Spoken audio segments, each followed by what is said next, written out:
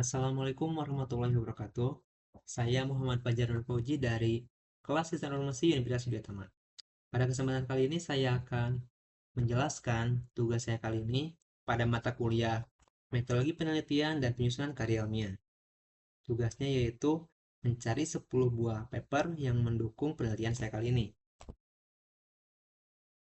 Pada mind map ini saya gambarkan bahwa penelitian saya adalah mencari lokasi bisnis yang ideal menggunakan analisis spasial.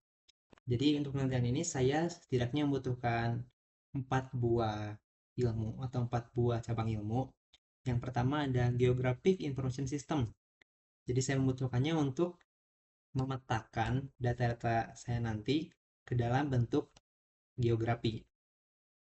Kemudian ada sentimen analisis pada Google Map. Jadi Google Map adalah tools yang saya gunakan nanti. Kemudian saya akan kumpulkan data-datanya dan lakukan analisis sentimen, positif atau negatifnya. Kemudian ada ekonomi clustering, jadi saya akan melakukan pemetaan penduduk berdasarkan tingkat ekonominya. Yang terakhir ada spatial clustering, jadi saya akan mengumpulkan data-data tersebut dalam bentuk spasial. Kemudian masing-masing dari bidang ilmu tersebut saya memiliki paper yang mendukungnya. Yang pertama dari Geographic Information System. Nah, ini paper yang pertama dengan judul Sistem Informasi Geografis Pemetaan Sekolah Menengah Kejuruan Kabupaten Labuhan Batu menggunakan WebGIS. Kita langsung saja pada tujuan penelitiannya, yaitu mengembangkan informasi geografis berbasis web yang memetakan lokasi SMK di Kabupaten Labuhan Batu untuk memudahkan akses informasi bagi masyarakat. Jadi, dari paper ini saya akan belajar bagaimana mengembangkan informasi geografis yang berbasis web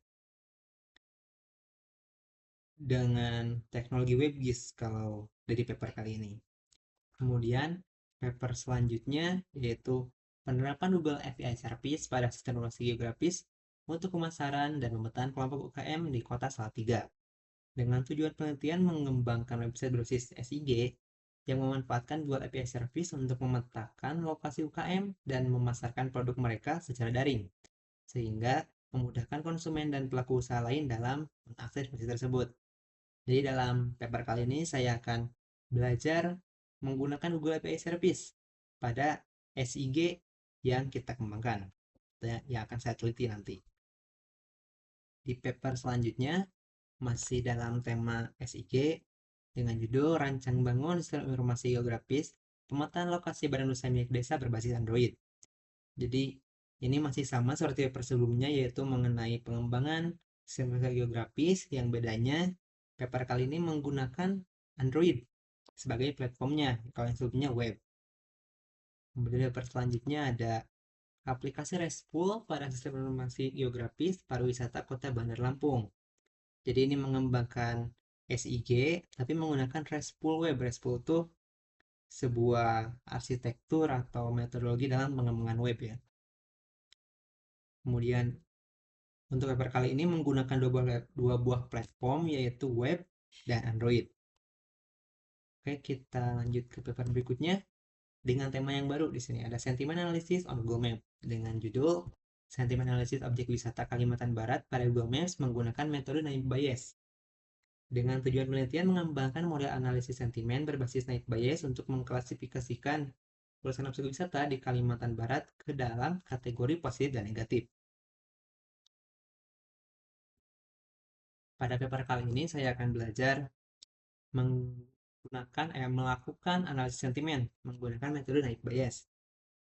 Jadi lokasi-lokasi yang akan saya cari sebagai tempat usaha nanti saya akan kumpulkan dan analisa sentimennya daerah tersebut, positif dan negatifnya. Kemudian paper selanjutnya ada analisis sentimen ulasan di Ubud menggunakan metode Naive Bayes, Decision Tree, dan KNN. Yang sebelumnya, paper sebelumnya yang menggunakan satu metode, tapi yang ini menggunakan 3 metode, yaitu Naive Bayes, Decision Tree, dan KNN, di mana di hasil akhir penelitiannya akan dibandingkan mana metode yang terbaik dalam analisis ini. Kemudian Paper selanjutnya mengenai spatial clustering dengan judul metode K-mean clustering dan analisis spasial untuk monitoring sebaran kriminalitas. Jadi, oke, tujuannya dulu yaitu mengembangkan pendekatan yang menggabungkan K-mean clustering dan analisis spasial untuk memantau dan menganalisis distribusi kejadian kriminalitas sehingga dapat membantu pihak berwenang dalam pengambilan keputusan strategis. Di paper kali ini saya akan belajar menggunakan metode K-mean clustering dan analisis spasial. Jadi nanti lokasi-lokasi geografisnya saya akan kumpulkan, saya akan kelompokkan yang akhirnya akan menjadi sebuah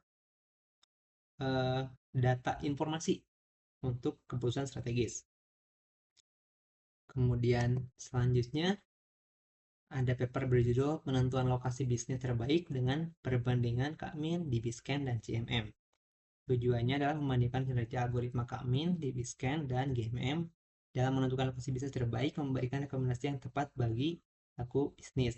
Ya, kebetulan ini adalah paper yang paling cocok dengan penelitian saya, yaitu mencari lokasi bisnis yang ideal menggunakan analisis spasial.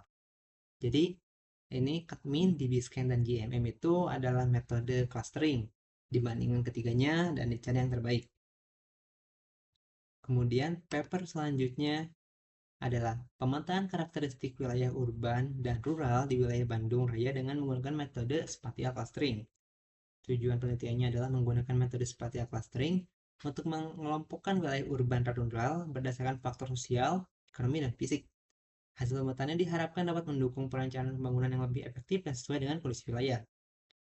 Hasilnya, wilayah Bandung Raya dikelompokkan menjadi 3 klaster utama, yaitu area perkotaan, suburban itu pinggir kota ya, dan wilayah pedesaan. Jadi kita akan gunakan ini metode clusteringnya untuk menentukan klaster tempat-tempatnya ya nanti. Kemudian selanjutnya ada ekonomi clustering dengan judul analisis clustering Kak Medoid berdasarkan indikator kemiskinan di Jawa Timur tahun 2020. Dengan tujuan penelitian yaitu menerapkan metode Kak Medoid yang mengelompokkan kabupaten atau kota di Jawa Timur berdasarkan indikator kemiskinan, sehingga dapat memberikan informasi yang berguna bagi perumusan kebijakan dan penanggulangan kemiskinan. Ini saya akan gunakan nanti untuk